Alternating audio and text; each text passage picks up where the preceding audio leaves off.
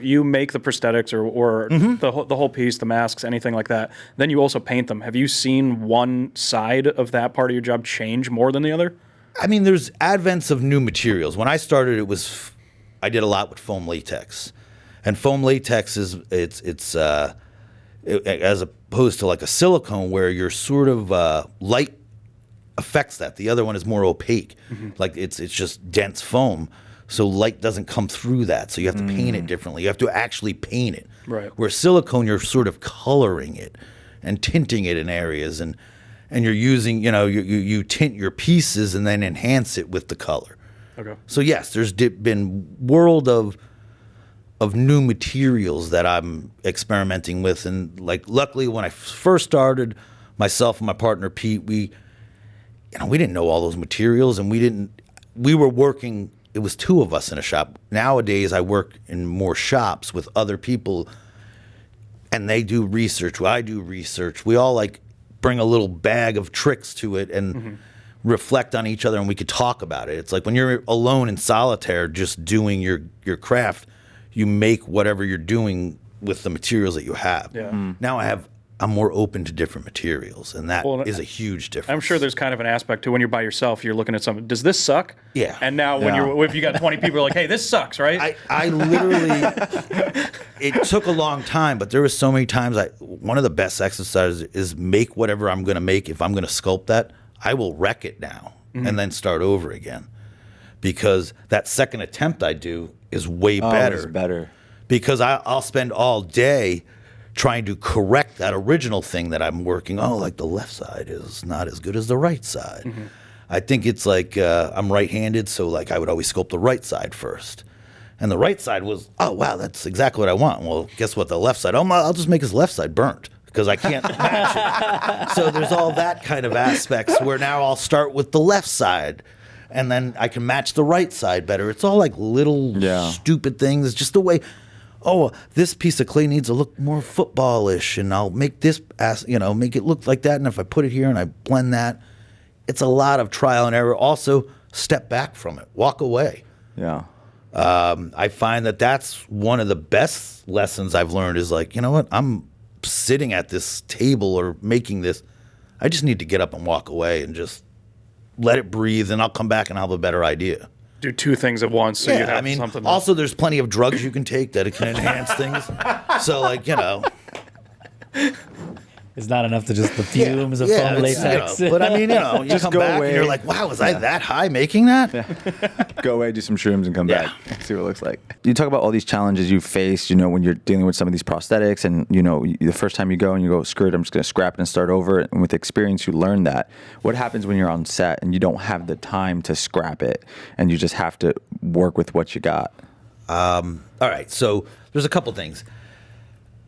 The older I've gotten, I've realized, hey, I don't care if it gets on set. You paid for it. It's not my fault if we can't get it on there. In the beginning, it used to really, really bother me because this is what I'm here for, and we're not getting it. You're not shooting the way that I thought we were going to shoot it or the way I suggested it.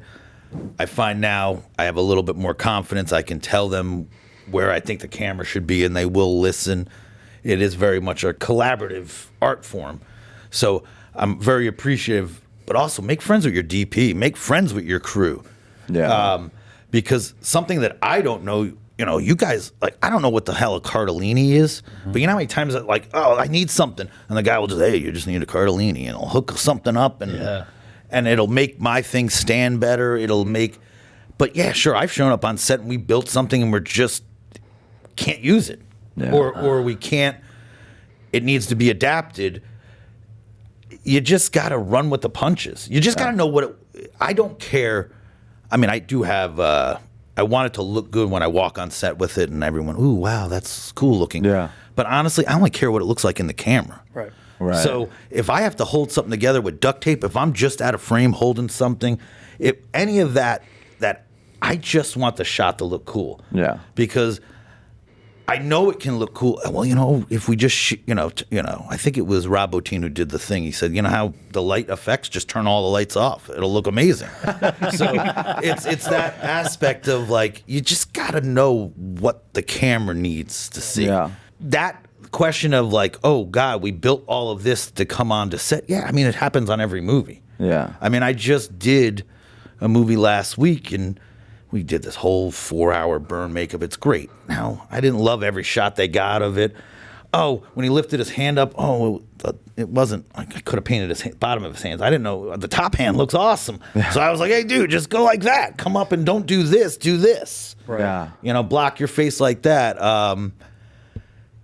You know, there's aspects of it that look amazing, and I'm just going to have to tell them, cut around all the other stuff. Like, you have to learn, and that's the thing, is if you're honest with your crew and you know, you can say, guys, it's going to look better if he just turns this way.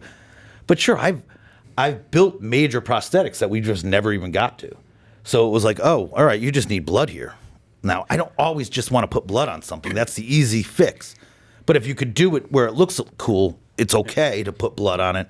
Also, there's been times like, all right, I got a seam. It's popping up. The guy's face is ripping off. I did a movie.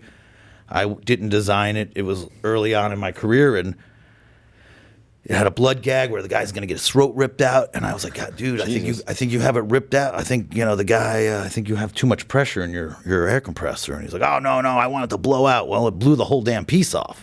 Oh, shit. So then I was like, all right, never mind.